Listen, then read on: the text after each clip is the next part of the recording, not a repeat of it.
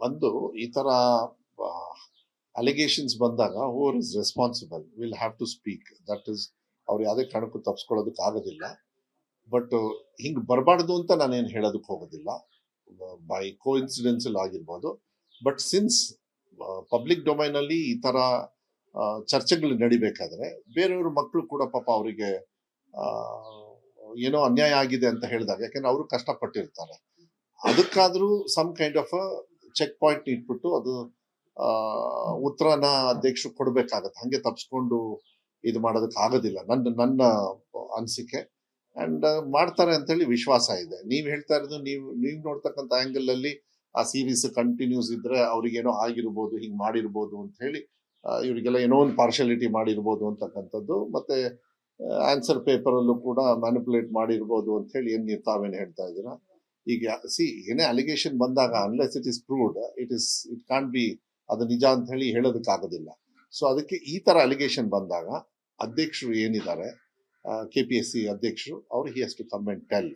And ಆ ತರ ಏನಾದ್ರು ಇದ್ರೂ ಕೂಡ ನಮ್ಮ ಸರ್ಕಾರದಲ್ಲಿ ಮೋಸ್ಟ್ಲಿ ಐ ಥಿಂಕ್ ಮನೆ ಮುಖ್ಯಮಂತ್ರಿಗಳು ಕೂಡ ಈ ತರ ಅನ್ಯಾಯ ಆಗಿದೆ ಅಂತ ಹೇಳಿ ಏನಾದ್ರು ಅವರಿಗೂ ಕೂಡ ಅನ್ಸಿದಾಗ I think he will going for check point ಅಲ್ಲಿ ಏನ್ ಮಾಡ್ಬೇಕು ಅದು ಮಾಡ್ಬೇಕಾಗತ್ತೆ. ಇಲ್ಲಾಂದ್ರೆ ಬೇರೆ ಮಕ್ಕಳಿಗೆ ಅನ್ಯಾಯ ಆಗಿದ್ರೆ ಅದು ತಪ್ಪಾಗ್ತದೆ ಅಂತ ನನ್ನ ಭಾವನೆ. ರಾಜಕೀಯ ಇಲ್ಲ ಏನೇ ಆದ್ರೂ ಇದನ್ನ ಟ್ರಾನ್ಸ್ಪರೆನ್ಸಿ ಇಡಬೇಕು. ಎನಿ ಎಕ್ಸಾಮ್ಸ್ ಅದ್ರ ರಿಸಲ್ಟ್ ಬರ್ತಕ್ಕಂಥ ಸಂದರ್ಭದಲ್ಲಿ ಟ್ರಾನ್ಸ್ಪರೆನ್ಸಿ ಇರೋದು ಒಳ್ಳೇದು. ನಾನು ಕೂಡ ಈಗ ನಮ್ಮ ಇಲಾಖೆಗಳಲ್ಲಿ ಬಹಳ ಟ್ರಾನ್ಸ್ಪರೆನ್ಸಿ ಇಟ್ಬಿಟ್ಟು ನಾವು ಮಾಡ್ತೀವಿ. ಯಾವುದೇ ಕಾರಣಕ್ಕೂ ನನ್ನ ಕಂಟ್ರೋಲ್ ಬರಲ್ಲ, ನಾವು ಬರೋದು ಇಲ್ಲ. ಈಗ ನಾವು ಫಾರ್ ಎಕ್ಸಾಂಪಲ್ ಟ್ರಾನ್ಸ್ಫರ್ಸ್ ಇರಲಿ, it's all counselling, they don't come. ನಮ್ ಬರ್ಬಾರ್ದು ಬಂದು ಕೇಳ್ತಾರೆ, ಮಾಡೋದಿಲ್ಲ. ಡೆಪ್ಯುಟೇಷನ್ ಹೋದ್ಸತಿ ಮಾನ್ಯ ಮುಖ್ಯಮಂತ್ರಿಗಳು ಪರ್ಮಿಷನ್ ಕೊಡ್ಲಿಲ್ಲ. ನಾ ಬಂದಾಗ ಫಸ್ಟ್ ಟೈಮ್ 2,000 ಚಿಲ್ಲರೆ ಮಾಡಿಬಿಟ್ಟಿದ್ದೆ ನಾನು. ಯಾಕಂದ್ರೆ ಬಂದು ಏನೋ ಒಂದು ಪ್ರಾಬ್ಲಮ್ ಅಂತೇಳಿ ಅವಾಗ ಆಪ್ಷನ್ಸ್ ಇತ್ತು. ಆಮೇಲೆ ಟೀಚರ್ಸ್ ಕೊರತೆ ಇದೆ, ಈ ಏನು ಡೆಪ್ಯುಟೇಷನ್ ಮಾಡಿಬಿಟ್ರೆ ಮತ್ತೆ ಕೊರತೆನೆ ನಾನೇ ಇನ್ಕ್ರೀಸ್ ಮಾಡ್ಕೊಂಡು ನನ್ನ ಇಲಾಖೆಗೆ ನಾನೇ ವಿರುದ್ಧವಾಗಿ ನಡ್ಕೊಂಡಾಗ ಆಗುತ್ತೆ. ಅದಕ್ಕೆ ಮಾನ್ಯ ಮುಖ್ಯಮಂತ್ರಿಗಳು ನೋಡಪ್ಪ ಇದು ನೆಸೆಸಿಟಿ ಇದ್ರೆ ಮಾಡು, ಇಲ್ಲ ಕೆಲಸತಿ ಏನಾಗುತ್ತೆ ಆನೆಸ್ಟ್ಲಿ ಯಾರಿಗೂ ಒಬ್ರಿಗೆ ನಿಜವಾಗ್ಲೂ ಹುಷಾರಿರಲ್ಲ, ಕೆಲವ್ರು ಅವ್ರಿಗೆ ಮಾಡಕ್ಕಾಗಲ್ಲ, ಇನ್ನೊಬ್ರಿಗೆ ಯಾರು ಸುಳ್ಳು ಹೇಳ್ಕೊಂಡ್ ಬರ್ತಾರೆ ಅವ್ರಿಗೆ ನಾವು ಸಹಾಯ ಮಾಡ್ಬಿಟ್ಟಿರ್ತೀವಿ. ಅದು ಬೇಡ ಅಂತೇಳಿ ಹೋದ್ಸತಿ ಒಂದು ಡೆಪ್ಯುಟೇಷನ್ ಮಾಡಲಿಲ್ಲ. ಈಗ ಅದಕ್ಕೆ ಒಂದು ಸುಧಾರಣೆ ಬಂತು. ಈಗ ಡೆಪ್ಯುಟೇಷನ್ ಅದನ್ನ ನಾವು ಮಾಡೋದಿಲ್ಲ ಇನ್ನು. ಬಟ್ ಡೆಪ್ಯುಟೇಷನ್ ಮಾಡಬಾರ್ದು. ಈ ತರ ಸ್ಟ್ರಿಕ್ಟ್ ಆಗಿ ನಡೆಸಿದ್ರೆ ಒಳ್ಳೇದು ಅಂತೇಳಿ ನನ್ನ ಭಾವನೆ. ಬಟ್ ನೀವು ಈ ಮಾತನ್ನ ಕೇಳಿರೋದ್ರಿಂದ ನಾನು ಕೂಡ ಮಾಧ್ಯಮದಲ್ಲಿ ಈಗಾಗಲೇ ಇದ್ರ ಬಗ್ಗೆ ಹೆವಿಯಾಗಿ ಚರ್ಚೆ ಆಗೋದ್ರಿಂದ ವಿರೋಧ ಪಕ್ಷದವರು ಕೇಳಿದಾಗ ನಾವು I think we are answerable, I think we should do it. ಅದು ಅಧ್ಯಕ್ಷರು ಬಂದು ಮಾತಾಡೋದು ಒಳ್ಳೇದು ಅಂತೇಳಿ ನನ್ನ ಭಾವನೆ. ನನಗೆ ಅದು ಡೀಟೇಲ್ಸ್ ಗೊತ್ತಿಲ್ಲ ನನಗೆ.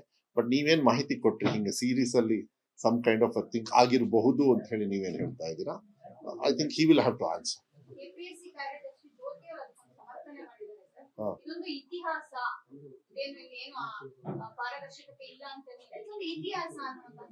ಅಲ್ಲ, ಅವರ ಈ ತರ ಪ್ರಶ್ನೆ ಇದ್ದಾಗ ಇತಿಹಾಸ ಒಂದ್ ಕಡೆ ಇರ್ಲಿ, ಬಟ್ ಏನ್ ಪ್ರಶ್ನೆಗಳಾಗಿರ್ತಾವೆ, ಯಾರಿಗೆ ಮನ್ಸಿಗೆ ನೋವಾಗಿರುತ್ತೆ, ಕಷ್ಟಪಟ್ಟು ಓದಿರ್ತಾರೆ, ಅವ್ರಿಗೂ ಕೂಡ ಉತ್ತರ ಕೊಡೋದು ನಮ್ ಡ್ಯೂಟಿ ಆಗುತ್ತೆ. ವಿ ಆಲ್ ಆರ್ ನಮ್ ರೆಸ್ಪಾನ್ಸಿಬಿಲಿಟಿ. ಅದು ನಾವು ರೆಸ್ಪಾನ್ಸಿಬಿಲಿಟಿ ಎಕ್ಸಿಕ್ಯೂಟ್ ಮಾಡ್ಬೇಕಂದ್ರೆ ಇತಿಹಾಸಕ್ಕೆ ಒಂದು ಇದಿರ್ತದೆ, ಏನದಕ್ಕೆ ಒಂದು ಸಮರಿ ಆನ್ಸರ್ ಇರುತ್ತೆ, ಅದನ್ನ ಹೇಳೋದು ಒಳ್ಳೇದು ಅಂತ ಹೇಳಿ. ಇತಿಹಾಸ ಅಂತ ಹೇಳಿ ಒಂದ್ ವರ್ಡ್ ಅಲ್ಲಿ ಮುಗ್ಸಕ್ಕಾಗಲ್ಲ, ಅದು ಇತಿಹಾಸ ಓದ್ಬೇಕಲ್ಲ, ಅದನ್ನ ಕೊಡೋದು ಒಳ್ಳೇದು ಅಂತ ಹೇಳಿ ನಾನು ಭಾವಿಸ್ತೀನಿ. ಒಂದು ಈ ತರ ಅಲಿಗೇಷನ್ಸ್ ಬಂದಾಗ ಹೂರ್ is responsible will have to speak. That is ಅವ್ರು ಯಾವುದೇ ಕಾರಣಕ್ಕೂ ತಪ್ಪಿಸ್ಕೊಳ್ಳೋದಕ್ಕೆ ಆಗೋದಿಲ್ಲ. ಬಟ್ ಹಿಂಗ್ ಬರಬಾರ್ದು ಅಂತ ನಾನೇನು ಹೇಳೋದಕ್ಕೆ ಹೋಗೋದಿಲ್ಲ. ಬೈ ಕೋ ಇನ್ಸಿಡೆನ್ಸಲ್ ಆಗಿರ್ಬೋದು. ಬಟ್ ಸಿನ್ಸ್ ಪಬ್ಲಿಕ್ ಡೊಮೈನ್ ಅಲ್ಲಿ ಈ ತರ ಚರ್ಚೆಗಳು ನಡಿಬೇಕಾದ್ರೆ ಬೇರೆಯವ್ರ ಮಕ್ಕಳು ಕೂಡ ಪಾಪ ಅವರಿಗೆ ಏನೋ ಅನ್ಯಾಯ ಆಗಿದೆ ಅಂತ ಹೇಳಿದಾಗ, ಯಾಕಂದ್ರೆ ಅವರು ಕಷ್ಟಪಟ್ಟಿರ್ತಾರೆ, ಅದಕ್ಕಾದ್ರೂ some kind of check point ಇಟ್ಬಿಟ್ಟು ಅದು ಉತ್ತರನ ಅಧ್ಯಕ್ಷರು ಕೊಡ್ಬೇಕಾಗತ್ತೆ. ಹಂಗೆ ತಪ್ಸ್ಕೊಂಡು ಇದು ಮಾಡೋದಕ್ಕೆ ಆಗೋದಿಲ್ಲ ನನ್ನ ಅನಿಸಿಕೆ.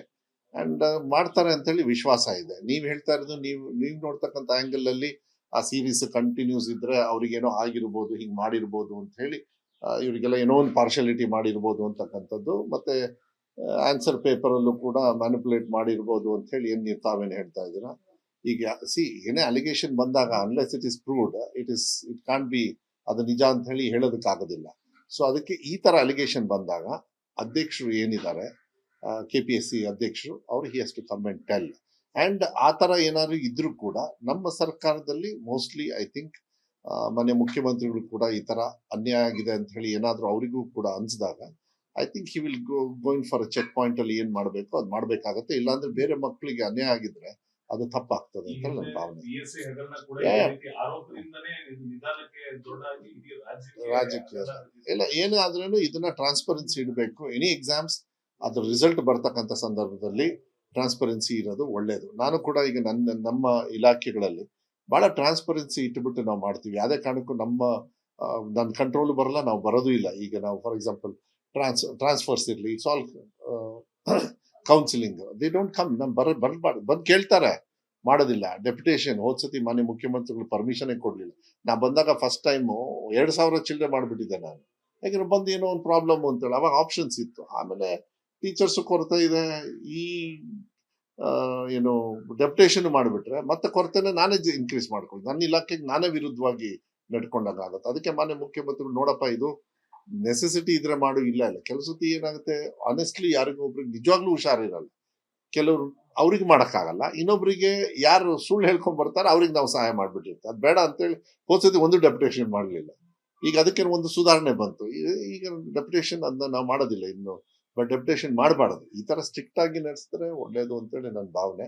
ಬಟ್ ನೀವು ಈ ಮಾತನ್ನ ಕೇಳಿರೋದ್ರಿಂದ ನಾನು ಕೂಡ ಮಾಧ್ಯಮದಲ್ಲಿ ಈಗಾಗಲೇ ಇದ್ರ ಬಗ್ಗೆ ಹೆವಿಯಾಗಿ ಚರ್ಚೆ ಆಗೋದ್ರಿಂದ ವಿರೋಧ ಪಕ್ಷದವರು ಕೇಳಿದಾಗ ನಾವು I think we are answerable, I think we should do it. ಅದು ಅಧ್ಯಕ್ಷರು ಬಂದು ಮಾತಾಡೋದು ಒಳ್ಳೇದು ಅಂತೇಳಿ ನನ್ನ ಭಾವನೆ. ನನಗೆ ಅದು ಡೀಟೇಲ್ಸ್ ಗೊತ್ತಿಲ್ಲ ನನಗೆ, ಬಟ್ ನೀವೇನ್ ಮಾಹಿತಿ ಕೊಟ್ರಿ ಹಿಂಗೆ ಸೀರೀಸ್ ಅಲ್ಲಿ ಸಮ್ ಕೈಂಡ್ ಆಫ್ ಥಿಂಕ್ ಆಗಿರಬಹುದು ಅಂತ ಹೇಳಿ ನೀವೇನ್ ಹೇಳ್ತಾ ಇದ್ದೀರಾ, I think he will have to answer.